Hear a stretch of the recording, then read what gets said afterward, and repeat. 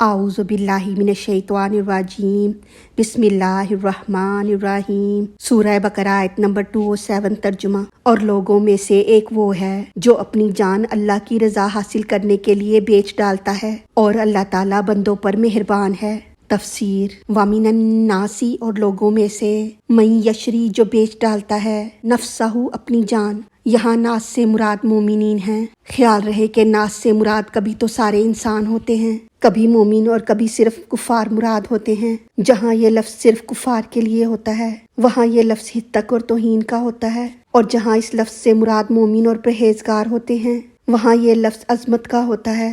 خیال رہے کہ دنیا میں دو طرح کے لوگ ہیں، ایک وہ جو دنیا میں اپنی پسند سے رہنا چاہتے ہیں، اور ظاہر ہے کہ انسان کی ذاتی پسند اور اس کی محدود عقل اس کے محدود علم کے مطابق ہوتی ہے۔ وقتی طور پر جو چیز اس کے سامنے ہوتی ہے وہ اسے ایک حد تک ہی سمجھ سکتا ہے، مگر اس کا نتیجہ کیا ہوگا یہ اس کے سامنے نہیں ہوتا۔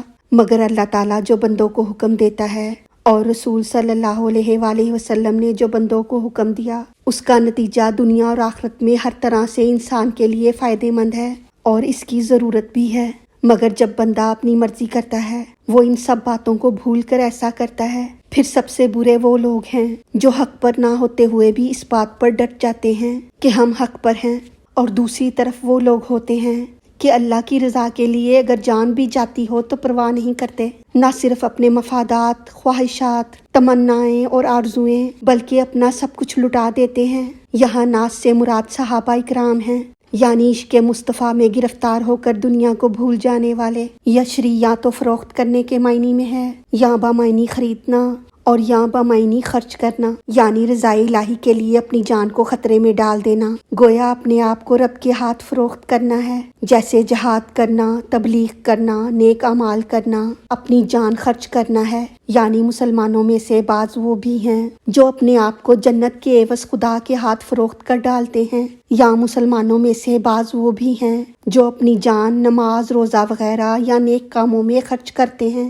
مگر منافقوں کی طرح دنیاوی لالچ سے نہیں، بلکہ ابتغاء، حاصل کرنے کے لیے، مرضات اللہ، اللہ تعالیٰ کی رضا کو۔ یعنی دوسری طرف وہ لوگ ہیں جو اللہ کی خوشنودی حاصل کرنے کے لیے اپنا سب کچھ لٹا دیتے ہیں کہ اللہ کی رضا حاصل ہو جائے، اور اللہ کے نبی صلی اللہ علیہ وآلہ وسلم کا دامن رحمت ہاتھ سے نہ چھوٹے۔ ان کا یہ بیوپار رضائے رب کی طلب کے لیے ہے، نہ کہ کسی نفسانی لالچ میں۔ واللہ، اور اللہ تعالیٰ، رؤوف، مہربان ہے، بالعباد، بندوں پر۔ عباد سے یا تو عام بندے مراد ہیں، یا یہ انوکھے بیوپاری جنہوں نے رضائے الہی کے عوض اپنا سب کچھ دے ڈالا۔ یعنی اللہ اپنے ایسے پیارے بندوں پر بہت مہربان ہے کہ اس نے ان کی یہ تجارت قبول فرمائی۔ اب اس آیت کا خلاصہ اس طرح ہے کہ اس آیت میں اللہ کے مخلص بندوں کا حال بیان کیا جا رہا ہے کہ یہ سب ہی اچھے ہیں، مگر ان میں سے بعض تو ایسے جاں باز بہادر ہیں جو محض رضائے الہی کی طلب میں اپنی جان بھی فروخت کر ڈالتے ہیں، اور اپنی جان اللہ کی مرضی پر صرف کر دیتے ہیں۔ وہ یہ بھی یاد رکھیں کہ ایسوں پر اللہ بھی بہت مہربان ہے کہ اللہ تعالیٰ نے نہایت قدر و عزت سے ان کی جان و مال کو خریدا ہے۔ سبحان اللہ، اس سے بڑھ کر جان کی اور کیا قیمت ہو سکتی ہے کہ جان رب کی ہو جائے۔ اللہ تعالیٰ ہماری غلطیوں کو معاف فرما کر ہمارا پڑھنا سننا اپنی بارگاہ میں قبول فرمائے، ہمیں دین و دنیا کی تمام نعمتیں عطا فرمائے، اور ہمیں عمل کی توفیق عطا فرمائے۔